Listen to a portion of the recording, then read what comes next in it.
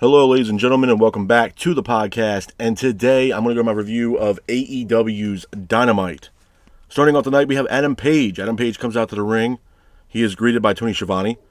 Page grabs a microphone. He talks about Jay White and the Bullet Club Gold. After that, he's attacked by Colton Gunn. Jay and Juice Robinson come out to the ring. Jay attacks Page. Jay then grabs a microphone and mocks Page. Jay says that Page can't beat him. Looks like Jay White has some unfinished business with Adam Page. Moving on from that, we go into our first official match of the night. It is Sammy Guevara versus Shelton Benjamin. I thought it was a good match, man. Back and forth matchup between Guevara and Benjamin, with Benjamin keeping the pace of the match. Guevara then hits an acai moonsault to the outside, taking out Benjamin. Benjamin then gets up, hits a release belly-to-belly suplex on Guevara on the ramp. Guevara gets up, hits a cutter on Benjamin. Guevara then goes for a springboard, but Shelton counters it with a super kick. Shelton then hits another super kick, and then Shelton hits a power slam on Guevara, pins for the 3, and your winner of the match is Shelton Benjamin. Hats off to Shelton Benjamin for getting the win in this matchup. Moving on from that, we have a Kyle Fletcher segment. Kyle Fletcher comes out to the ring with Don Callis. Don grabs a microphone, he hands it to Kyle Fletcher. Kyle then mocks Will Ospreay. Kyle then blames the fans. Kyle says that the fans say that they called him the next Will Ospreay. Kyle says that he's better than Ospreay. Kyle talks about New Japan Pro Wrestling in the matches that Ospreay had with Omega and Okada. Kyle says that Ospreay is selfish. He also says that he wants a match with Ospreay next week. And after that, Kyle Fletcher shaves his head. Moving on from that, we go into our next match of the night. It's a tag team matchup. It is Lance Archer teaming up with Brian Cage versus a bunch of jobbers. This was a glorified squash match. Archer and Cage were keeping the pace of the match, with Archer and Cage hitting the finish. Pins for the 3, and your winners of the match are Lance Archer and Brian Cage. Moving on from that, we go into our next match of the night. Is a Ladder Wars matchup for the Ring of Honor World Heavyweight Championship. It is Chris Jericho versus Mark Briscoe. I thought it was a good match. Back and forth matchup between Jericho and Briscoe, with Briscoe launching Jericho into the tables. Briscoe then goes for a senton but missed and went through the ladder. Jericho then hits Mark with a ladder. Jericho and Mark both exchange in the middle of the ring, with Mark hitting a Death Valley driver on Jericho through a ladder. Brian Keith is here, as well as Rocky Romero. Romero attacks Brian Keith, which allows Briscoe to hit a froggy bow off the ladder through a table. Mark then hits a Jay Drilla on Jericho. Big Bill is here. Bill then hits a chokeslam on Mark, throwing him off the ladder through a table. Bill then climbs up the ladder with Jericho on his back. Jericho grabs the belt, and your winner of the match and new Ring of Honor World Champion is Chris Jericho. After the match, Ishii comes out to the ring to confront Chris Jericho. Moving on from that, we have an Adam Cole segment. Adam Cole comes out to the ring, but he is interrupted by Undisputed Kingdom. Undisputed Kingdom mock MJF. Roderick tells Adam that he wants MJF first. Adam then calls out MJF. MJF is shown on the Titantron.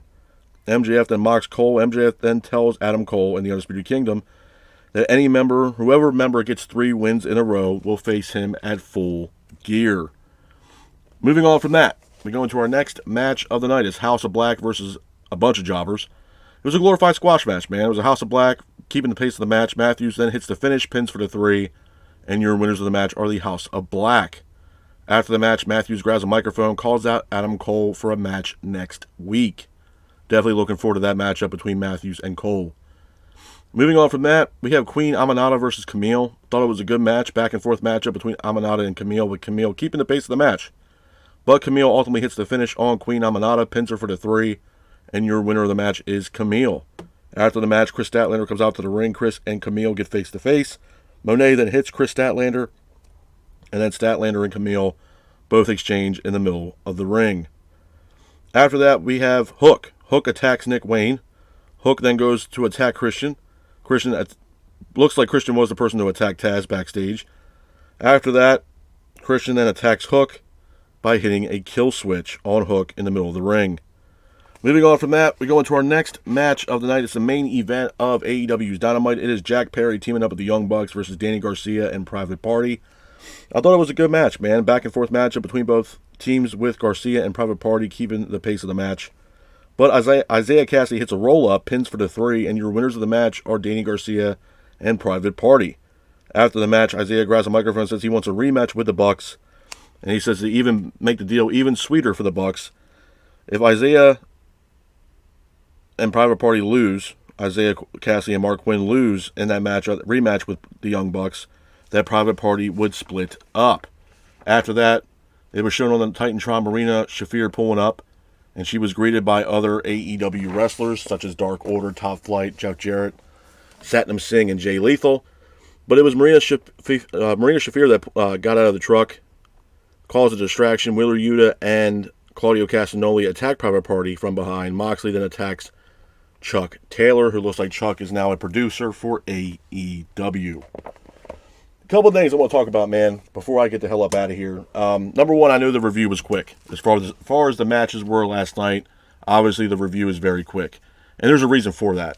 I want to talk about the state of AEW, man, and where I think AEW is going to be going, and the problems that I see with AEW that desperately need to be fixed. And I really wanted to sit down and really talk to you guys and give you my opinion on really what the hell is going on here with AEW. So let's start with the obvious. Jon Moxley. This Jon Moxley situation has been going on for quite a while. When it pertained, obviously it all started and kicked off after All Out, when where Moxley attacked Danielson, and they attacked Wheeler Yuta, and then it dragged out until Wrestle Dream, where Moxley faced off against Bryan Danielson. Moxley beat Danielson, became a new AEW World Champion. And now for the past couple of weeks on Dynamite, you have Jon Moxley and the Blackpool Combat Club attacking AEW talent that has not really been showcased on AEW television for quite a while. I feel like there's a couple issues with that, man. And I mentioned this last week as well. I know a lot of people were like, well, how does this really feel like it's WCW? To me, this has a lot to do with WCW. This kind of feels like an NWO angle in a way, where Moxley and his team are taking down AEW originals. And it looks like that's what he's targeting right now. Whether it's Top Flight with Dante Martin and Darius Martin, obviously originals for AEW, Orange Cassidy's an original, Darby Allin. It looks like they're slowly starting to take away AEW originals from AEW. And it just kind of gives off that NWO outsider vibe. That's exactly what it seems like. Because if you really look at the stable with the Blackpool Combat Club, besides one person, they're all former WWE talents. Whether it's Moxley, Pac, Claudio, or Marina Shafir, they're all former WWE talents or worked with WWE at one particular time. As far as the storyline with Moxley, man, I don't know where the hell this is going. And my biggest fear with this is that it's going to get stale. And it's going to get stale quick. We haven't seen Jon Moxley wear the AEW title since he's won it. We saw Pac last week walking around with a briefcase that no one knows what the hell was in the briefcase at all. Whether it was the AEW World title or who knows what it was. We have no indication on that. We also have no indication on who is this person that Jon Moxley's answering to, the higher up that Moxley has been answering to or taking orders from. We have no idea who this person is. It can be Shane McMahon. It could also be Sami Callihan. But they left us no Easter eggs or details on what really is going on behind the scenes here. As far as them attacking AEW originals, I'm all for it if they're high-profile names as AEW originals. Names like Darby, names like Hook, names like Orange Cassidy. Now, I know they didn't attack Orange Cassidy, they attacked Chuck Taylor to get Orange Cassidy's attention, which is fine. I don't understand how Top Flight and the Dark Order and Danny Garcia factor into all that, to be honest with you. I really don't. And, we've seen Dark Order now more on TV than we did in the past couple years, man. Like I told you, the Dark Order really wasn't relevant in AEW since they were working with Brody Lee, and that's just the God honest truth. When they first came into AEW, they were one of the best stables AEW had in the first 1 to 2 years of AEW, hands down. Headlined by Brody Lee. And then, unfortunately, with the passing of Brody Lee, the Dark Order really hasn't been the same since then.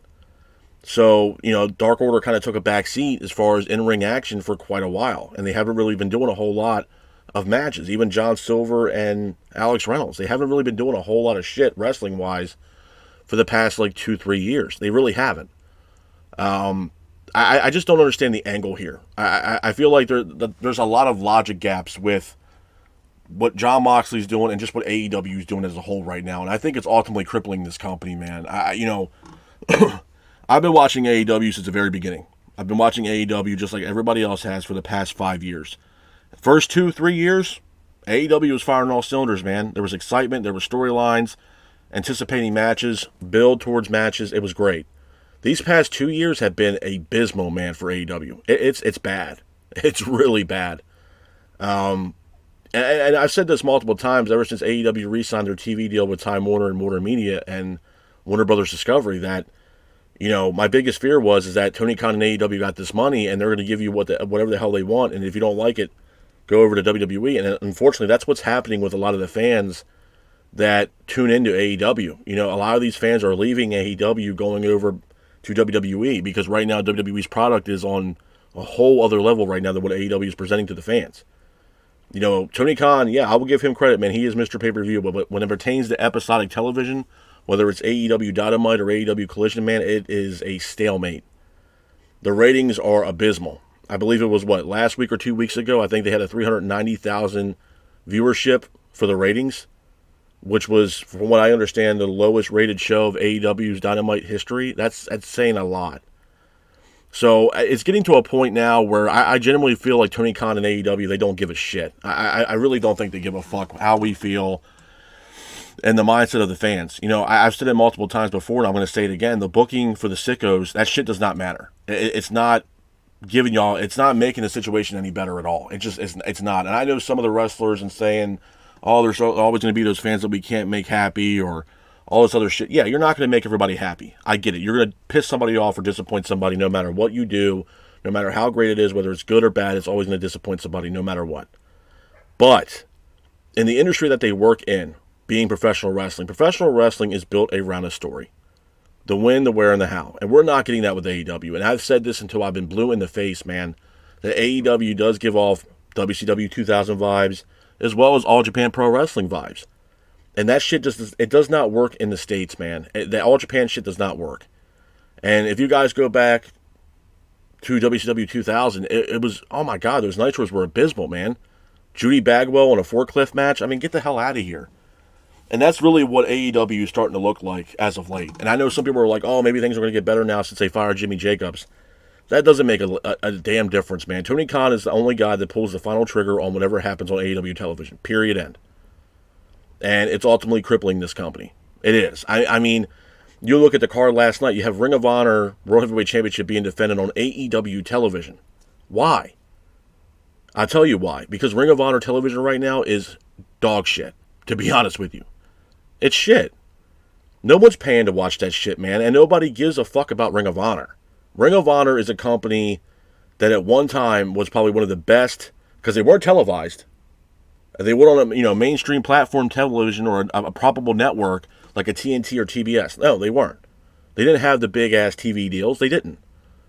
But what they did have is some of the greatest wrestling talent in the world that's walked through those doors and put on phenomenal matches for the fans, whether it's, wrestlers from Mexico, wrestlers from New Japan, wrestlers from the Indies. You know what I mean? Like, it's, a lot of future Hall of Famers have cut their teeth in Ring of Honor, whether it's Kevin Owens, Sami Zayn, Seth Rollins, the Young Bucks, Adam Page.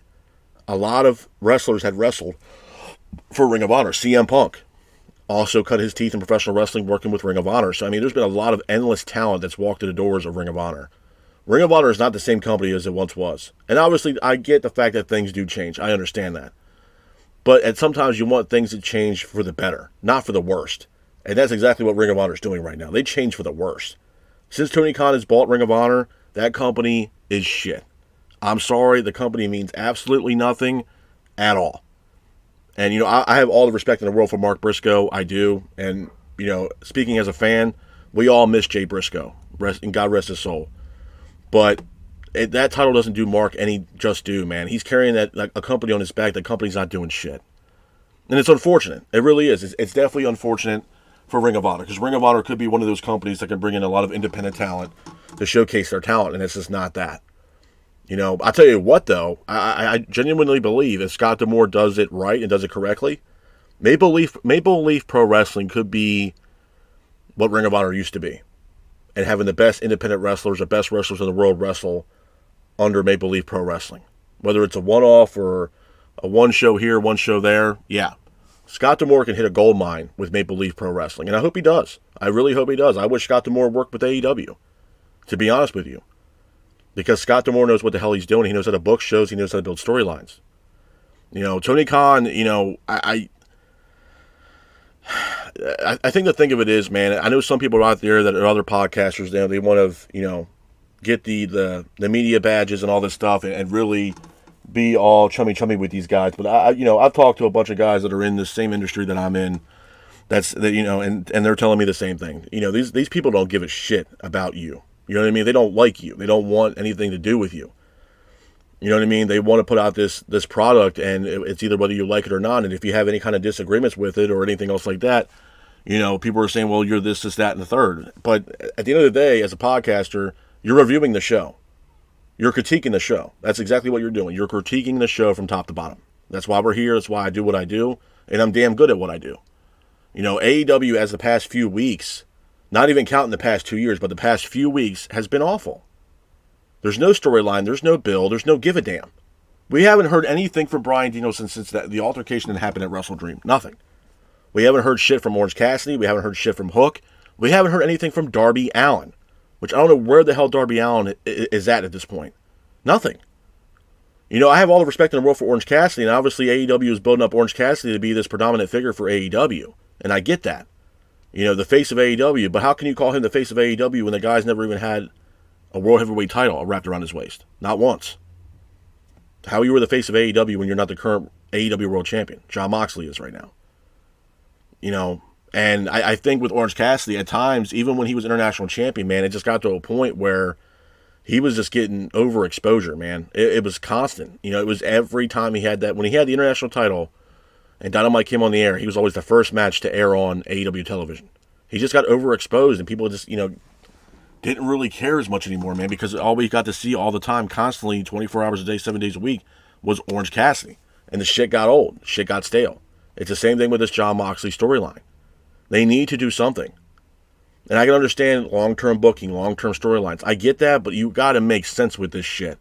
And give us something to hold on to. Leave us with a cliffhanger. Something to build up anticipation for next week's show. You're not doing that shit, man. What you're doing is attacking Top Flight and the Dark Order, or Private Party. 3 teams that mean absolutely jack shit for AEW. At this point, Private Party's doing whatever they can possibly to get another tag team title opportunity. You know what I mean? In a tag team division that is abysmal, man. The tag team division is not what it once was when AEW started. I mean, look at the goddamn teams they had, bro. Penta and Phoenix. FTR. Reynolds and Silver. Then you had, obviously, the Young Bucks. Then you had Kenny Omega and Adam Page as tag team partners, tag team champions. Santana and Ortiz, which is a severely underrated tag team. They don't have that shit no more, man. Santana is no longer in AEW. Ortiz is there, but I don't know where the hell Ortiz has been as of late. It's just not the same show. It's not the same show, and I'm very worried with the direction of AEW of where they're going. Because at this point, I don't think they, as a company, I don't think they give a shit, man, to be honest with you. They made their money, and that's exactly what they wanted. They wanted the money. And they're going to give whatever product they want to give out. Obviously there's been a lot of speculation about Shockwave, but bro, I don't know if I'm that excited for Shockwave considering what we're getting on Dynamite as of late. How much difference is it going to really be? Honestly. It's just, it's crazy. It really is. It's crazy to think that they think this shit's working when it's not. You're self-sabotaging yourself and your own company because you think what you're seeing with your 2 eyes is actually working when it's not. And God forbid if you critique the show, or God forbid if you have a different way of thinking, not like, AEW has. Oh, man. You don't know what the hell you're talking about. This, that, and the third. No, we do, because the ratings it's showing in the ratings. It's showing in ticket sales, man. They can't even fill an arena. And how are you that blinded and that naive not to see this? You know what I'm saying? It's almost like a slap in the face. It's almost like, well, the hell with y'all. We're going to do whatever the hell we want to do. Which, hey, you own the company, my friend. Do what you want to do. But I'm telling you right now, you're going to see a lot more fans, loyal fans that were with AEW since day one, and they're not going to be loyal fans anymore, and they're going to want to leave and watch WWE's product right now, because right now with what WWE is doing is that they're firing on all cylinders. Yeah, WWE is going to make their mistakes once in a while. Absolutely. But they're actually creating storylines and build and anticipation for these matches and for these PLEs, where AEW is not doing that. They're not. I genuinely believe right now the main reason why AEW is afloat right now, as far as a company, is because of their pay-per-views. Because if they only had maybe 4 pay-per-views a year, and having the Dynamite episodes that they had right now, this company wouldn't have lasted. They wouldn't have lasted. There's no way. I stand on business on that, man. There's no way in how this company would survive. They don't know what the hell they're doing, man. It really, it is. And I hate saying this, but it gives off WCW vibes, man. It does. Even this Moxley shit, it gives off WCW vibes. It really does. They need to turn up the notch on this storyline here with Jon Moxley. We need some more information and some more insight on really what the hell Jon Moxley's doing. Who is the person that he's getting these orders from? Who is this higher up that Moxley's talking to? Is it Shane McMahon? Is it Sami Callihan? Who the hell is it? Give us some vignettes of who this mystery person could possibly be. Something for us to sink our teeth into, man, because right now, we don't have shit. We don't have a goddamn thing. Only thing we have from Jon Moxley is the fact that he's been attacking for the past couple of weeks Private Party, Dark Order, and Top Flight. And Action Andretti. That's it. We just got, what was it, last night, Jon Moxley attacking Chuck Taylor, who no one knew where the hell Chuck was at, and I guess now all of a sudden he's a producer for AEW. Moxley attacks Chuck Taylor, which brings out Orange Cassidy, and Orange Cassidy's just looking at Chuck Taylor pretty much laid flat on the mat after the attack from Jon Moxley. So clearly the direction that they're going is going to be Orange Cassidy versus Jon Moxley at Full Gear for the AEW World Championship. Okay. Do I think Orange Cassidy's going to beat Jon Moxley? Hell no. I don't. So after that, where does it leave Jon Moxley? Where does it leave Orange Cassidy? You know what I'm saying? You hype him up to all this anticipation, the savior of AEW. Do I think he's going to beat Jon Moxley at Full Gear if there's a match set for Full Gear? No. I don't. I still believe that the person that could save AEW and that the fans can get behind is Darby Allin. Darby Allin has to be the one to dethrone Jon Moxley, become the AEW World Champion, and then carry this company on his back. And I'm going to stand on that hill by myself if I have to, but that's the guy who needs to dethrone Jon Moxley. And we have not heard shit from Darby Allin since all this shit happened between Moxley and Bryan Danielson. We haven't heard a goddamn thing. We haven't even seen Darby on AEW Dynamite television since before WrestleDream. So where's Darby? You know what I mean? It's the same thing with Hook. Again, another logic gap. Taz was supposedly attacked backstage. Hook finds out that it's Christian Cage. Where's that logic at? Hook had nothing to do with Christian. If anything, Hook was tied up with Chris Jericho, with what Jericho did to him and Samoa Joe. But now we have Cage attacking Taz because, for whatever reason. It makes no sense. It's logic gaps. What the hell does Christian got to do with Taz or Hook? When he's carrying around an AEW contract that he can cash in whatever the hell he pleases. Christian should be focused on the AEW World Champion. Or cashing that in at Full Gear. Why are we having Christian versus Hook? I feel like we already been there, done that. Why are we doing this again? Why? Makes no sense, man. They don't get... like I said, Tony Khan and AEW, they really legitimately, I feel like they don't give a shit. And whoever's putting this shit in Tony Khan's head saying, oh yeah, book for the sickos, man, it's going to work. That guy's a fucking idiot. I'm sorry. The guy's a fucking dumbass because the shit's not working. And I'm not going to sit here and praise the company when I'm thinking, oh yeah, you know what, I'm pro AEW. No, the fuck I'm not. I'm pro wrestling. I want the best wrestling for whether it's WWE or AEW. There's no tribalism here. I want the best for both companies. And I've told you guys from day one that competition breeds success. And right now, that success is well established over here in WWE. They're firing on all goddamn cylinders right now, where AEW is in the shit pot right now. Not doing a goddamn thing. And you think they actually give a shit? No, they don't. They don't give a damn. I mean, look at the ratings, bro. Look at the fact that they can't even sell a full-out arena. They can't. They can't even sell out. Grand Slam at Arthur Ashe Stadium for this year. Last year, I think it was 11,000 seats that were sold. I think this year, it was 7,000 to 8,000. So 4,000 to 3,000 seats couldn't even be sold. Why? Because people think the product sucks. And that's the only way that I can put it. The only logical thing that makes sense. The proof's in the pudding, man. Look at the goddamn ratings. Look at the attendance record for AEW shows. You know what I mean? Are you that naive not to understand that you're self-sabotaging your own goddamn company? How does the Dark Order and Top Flight and Daniel Garcia factor in the storyline with Jon Moxley and what he's doing? What does that got to do with anything? When you had some of the best top talent come out to help out Bryan Danielson when Moxley beat the shit out of Danielson at Wrestle Dream. You saw Hook, you saw Orange Cassidy, and you saw Darby Allin. Where's Darby? You know what I mean? And this goes back to what I said about Darby when they came up to the Wrestle Dream situation. I don't know if Tony Khan has a whole lot of faith in Darby Allin. I don't think Tony Khan has a lot of faith in Darby Allin being the top guy to carry this company on his back. That's a fucking problem. That's a big, big problem. And you can't tell me otherwise. They dropped the fucking ball with Wrestle Dream, man. I'm sorry. They did. It should have been Darby versus Bryan Danielson. So we don't even know when we'll see Bryan Danielson again. We have no rebuttal from Bryan Danielson on what happened at Wrestle Dream that night. We have nothing. Nothing. The logic gaps are there, clear as day. Nobody knows what the fuck is going on here with this company. Nobody.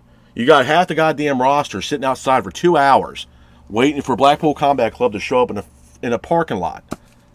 And who shows up and gets out of the truck? Marina Shafir. Calls a distraction. And then, Claudio and Yuta attack, and Moxley attack Private Party and Orange Cat, and the rest of the people that were in the ring. You know what I mean? Like, what the fuck are we doing here, man? And I've been saying this same shit with what the hell are we doing here now for the past 3 goddamn weeks. And it's the same shit. Rinse and fucking repeat. Why?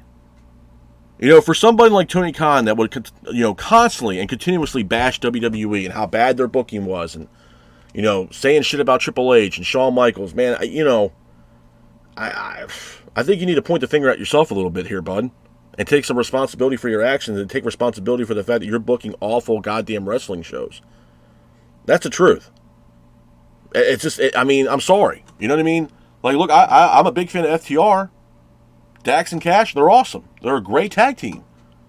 But here's my question to that, is how can you defend this tag team division when there is no fucking tag team division?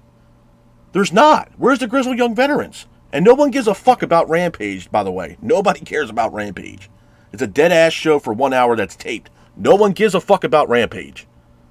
So my thing is, for guys like Dax and Cash, and you want to represent this tag team division, what tag team division? Young Bucks are holding that tag team division hostage right now. There is no goddamn tag team division. You got one of the best tag teams in the world doing whatever the hell they can to get the fuck away from AEW. And Tony Khan's keeping them hostage. With Penta and Phoenix, the Lucha Bros. They want to get the fuck out of AEW. Tony Khan's like, nope, we're going to stop the press right now. We're not letting them go. Because we can't let them go over to WWE. So what are you going to do? You're going to sit them on the goddamn shelf for as long as you want. It's petty, man. It's petty. You're not doing shit with them. You're not doing nothing with them. Like I said, there's no tag team division, man. There's not. You got the Bucks, you got Private Party, you got FTR, you got maybe the Acclaimed, you got the Guns, the Gun Club. And that's your basic tag team division right there. That's about it. You know what I'm saying? Like, what the fuck are we doing here, man? Nothing. You couldn't even get the Motor City Machine Guns to sign on to AEW because they knew it was a fucking joke. And they showed up on SmackDown. Right choice. Good choice for them. Good for them. Because they're going to make their money and actually be utilized in the tag team division where they probably wouldn't be utilized a whole hell of a lot in AEW. And I hate saying this too, and I know this is going to be a hot take. CM Punk. And the reason why I'm bringing CM Punk is for this whole conversation is as simple as it could be. When CM Punk said there's too many egos and too many, the inmates running the asylum, you're right. I have to give Phil Brooks the credit where credit's due. Because as of late, looks like whatever Phil was saying about AEW is starting to come to fruition. He wasn't wrong. Now, do I think he was worth all the bullshit drama at AEW? No. No. Now, is he sorely missed from AEW? Hell yeah. CM Punk, put people in the seats. Same thing with Cody Rhodes. I say it every single time I see Cody Rhodes on SmackDown. Tony Khan has to be sweating it out every time he sees Cody in WWE on SmackDown, and not only that, seeing him with that World Heavyweight Championship. You have to be. As a human being, you have to look at that and be like, damn, maybe I fucked up not re-signing him or not giving Cody Rhodes what he wanted. Because you can build a show and build a company around Cody Rhodes. Because Cody Rhodes is a company man. Look what he's doing for WWE right now. You know what I'm saying? No, you had a bunch of guys that were friends that created the show with Tony Khan, and the first 3 years, yeah, it was great. And then shit went south very fast. And egos got involved and everything else. And once people's egos got crushed, man, everything went to shit. Quick. Tony Khan needs to invest in a writing team for AEW. And if not, this company's going to fail, man. There's no vision for this company right now. There's not. And for anybody out there that's defending these goddamn shows, saying, oh, these shows are great, dude, I don't know what to tell you, bud. I really don't. With all due respect, you cannot tell me that these shows are good. These past 3 weeks for AEW has been abysmal, man. Goddamn dumpster fire. With no sense of direction. We don't know where the fuck they're going with this shit, especially with Jon Moxley. We don't. We don't. You know, you have Jon Moxley cutting that promo on Shivani, saying that, they're taking over the company and all this other shit, and, he's being told by this, that, and the third, higher up on Jon Moxley. No one knows who this fucking person is. So right now, it's a question mark. It's a wild card on who the hell this person is that's giving these orders, if you will, to Jon Moxley. Is it Shane? Is it Sami Callihan? No one knows. No one knows jack shit. And unfortunately, this storyline, or whatever you want to call it, with Jon Moxley is going to run a stalemate. Just like what happened with the Young Bucks when they attacked Tony Khan. And that storyline went to what? A blood and guts match, to an Anarchy in the Arena match, and that was it. That was it. There was no other follow-up with this. There was no brand split. There was no, there was no more fallout from that, besides those 2 goddamn matches. Where, if I'm not mistaken, the Elite won, it was tied, I believe. So, you know what I mean? And now we have Jon Moxley coming in, having the same kind of angle that the Elite did. It's just going to fall flat on its face again, just like the Elite storyline did with Tony Khan. Because the way it's looking, that's the way it's going to be. If they don't start picking up the goddamn pace, whatever the hell Jon Moxley's doing, I don't know, bro. And to be honest with you, it's probably not helping Jon Moxley at all, as far as people being behind Jon Moxley at this point, because the shit's running stale, man. It's getting stale, and it's getting stale fast, where people are starting to not give a rat's ass about this goddamn storyline, or if you want to call it that. You got to give us more, man. You got to give us something that we can sink our teeth into and get invested in. If not, no one's going to give a shit about what you're doing. Nobody's going to care, myself included. I'm not going to give a rat's ass, to be honest with you, because this shit's a joke, man. They are booking AEW Dynamite like if it's WCW 2000. I'm not bullshitting y'all. And it's sad. And it's starting to slowly show. And you hear other people that work with AEW, oh, this, that, and this, AEW's fine and all this other shit. It's not. It's a goddamn facade that they're putting on to make you believe that AEW is firing all cylinders when the show is not doing that. You can't be that much of a dumbass not to see that the ratings are in the toilet and that you can't even have a full booked arena. That's saying a lot. That's saying a lot. You want to be the alternative. Unfortunately, you turn into not being the alternative. You turn into people turning away from your company and going over to the company they were trying to get away from for so many years, and now they're happy to go back because they like what the hell's going on over in WWE. AEW is no longer the alternative, man. At this point, it's becoming a chore to watch AEW anymore, rather than watching WWE. And that's a goddamn fact. I can't be more crystal clear on that than I possibly can be. Watching AEW as of late for the past couple of weeks has been a goddamn chore. It's as simple as that, man. And I'm not the only one that's been saying this shit. You watch Raw or SmackDown, at least you know what the fuck you're getting on Raw and SmackDown. And you're still invested because they keep adding these small little ingredients into it. Whether it's Rhea Ripley and Liv Morgan in the Judgment Day, or whether it's the Bloodline. Christ, the Bloodline, Solo Sikoa and Jacob Fatu and Tama Tonga Loa were on Raw this past Monday night, which ultimately caused Jey Uso to lose his Intercontinental title against Braun Breaker. So what do you think the rebuttal is going to be on SmackDown? You don't think Jey Uso's not going to show up on SmackDown looking for Jacob Fatu? For what Fatu did with that super kick, which ultimately caused Jey to lose that goddamn belt? It's continuing storylines. It's getting people invested. It's adding those small ingredients to make the final dish, man. That's what AEW needs to start doing, and they're not doing shit about it. They're not. They're not. And I'm going to tell you right now, just like I've been saying it for the past few months, talents like Aleister Black, talents like Keith Lee, talents that used to work with WWE back in the day and are looking to go, to possibly re-sign with WWE, those talents are gone, bro. They're gone. Aleister Black, once his contract's up, he's gone. WWE and Triple H are going to do whatever they can to kind of bring back Aleister Black. Absolutely. Absolutely. Keith Lee, maybe. You know, other AEW talent that started with AEW, will they be signed to WWE? Possibly. Ricky Starks is a top name in that conversation. Wardlow is also a name in that conversation. Absolutely. And they've gone on to WWE and had greater careers and better careers. I mean, look at Cody Rhodes, bro. He's a current WWE Universal Champion.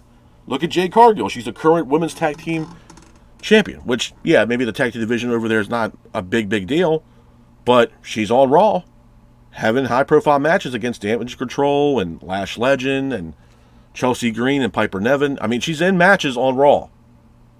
You know, it might not be high-profile matches, but she's on matches and shown on TV and tag matches with Bianca Belair. You know, you look at NXT, you see, you know, Ethan Page, former NXT World Champion. You know what I'm saying? So, I mean, when they're looking at you as a wrestler working for AEW, you got to be looking at that shit and be like, you know what, bro? I don't know if staying in AEW is the right move for me anymore. It's not. You know? I just think it's one of those things where people really have to pay attention to, man, because it's... AEW is not running that hot like people think they are. And they're really not. And it's really detrimental to this company. This company is failing. And it's a slow burn, man. It's a slow burn. Until it gets to a point where it's going to blow up eventually and people are going to get pissed off and want to leave. Tony Khan doesn't know what he's doing. Tony Khan, at the end of the day, is a wrestling fan. You know, and he would always say that he was a huge fan of WCW and that if he was old enough back then, he would have bought WCW. Okay. Well, you're booking this shows, as of late, like WCW 2000. And these shows are crumbling. Fast. Very, very fast. So right now, the state of AEW, it's not looking good, man. Things need to fucking change. I've said this now for the past couple weeks. Things need to change. And if not, you're going to see a lot more fans, loyal fans that have been with AEW since day one, leave and watch WWE rather than sticking around with AEW because they're not enjoying the product and the presentation that Tony Khan and AEW is presenting to the fans. They don't really care anymore, man. They can't sink their teeth into it. They can't get invested with it. There's no emotion to these shows anymore. This is what we have. This is what you're going to get. If you don't like it, then the hell with y'all. And that's really the vibe that I've been getting from AEW here as of late. And unfortunately, it's going to cripple this company if things don't change. It is. It really, really is. And I think it's something that people really need to pay attention to because this company will not last forever if this shit keeps happening. It's not. So, like I said, man, this is my review of AEW Dynamite. I hope you guys are out there staying safe. Be careful. And remember, stay classy.